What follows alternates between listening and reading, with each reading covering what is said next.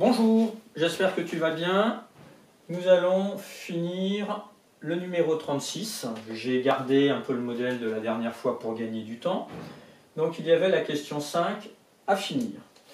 Donc on demandait dans la question 5 de calculer le troisième quartile, Q3. Donc cette fois-ci c'est 75% de 34. 75% de 34, quand vous l'avez calculé, vous aviez trouvé que c'était égal à 25,5, qui est environ égal, il nous faut la valeur entière par excès, la 26e valeur de la série ordonnée, ou des effectifs cumulés croissants. Donc, la 26e, on avance, on va être quelque part par là. Là, on va jusqu'à la 16e valeur, donc là on a la 17e jusqu'à la 23e. Ici on aurait la 24e jusqu'à la 30e. Donc la 26e elle se situe ici et on lit que Q3 égale 7. L'interprétation, au moins 75% des notes sont inférieures ou égales à 7 sur 10.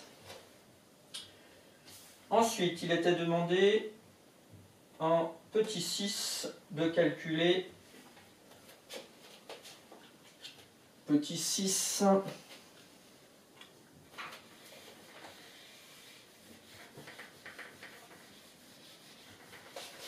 l'écart interquartile et d'en donner une interprétation.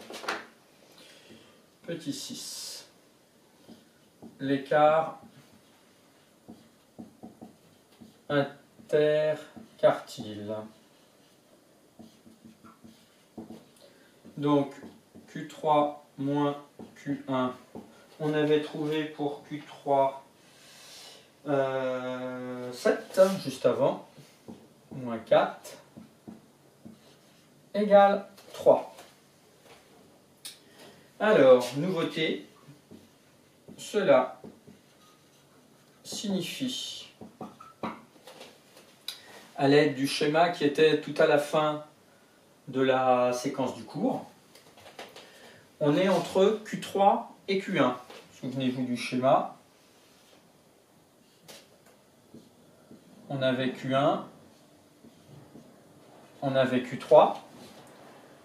On sait que Q1 c'est au moins 25%, Q3 c'est au moins 75%, donc ici on a la moitié, au moins la moitié. Donc cela signifie que au moins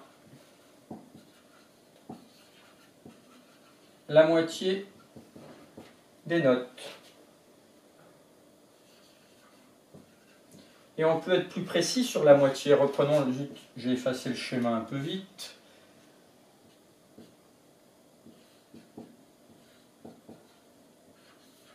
C'est cette moitié-là qui nous intéresse. Mais ici, on a aussi une moitié. Ici, on a aussi une moitié. Souvenez-vous, avec la médiane.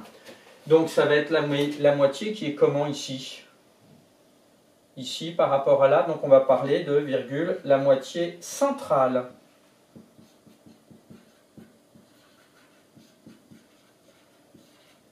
Puisqu'on peut être plus précis, qu'au moins la moitié des notes, la moitié centrale, est comprise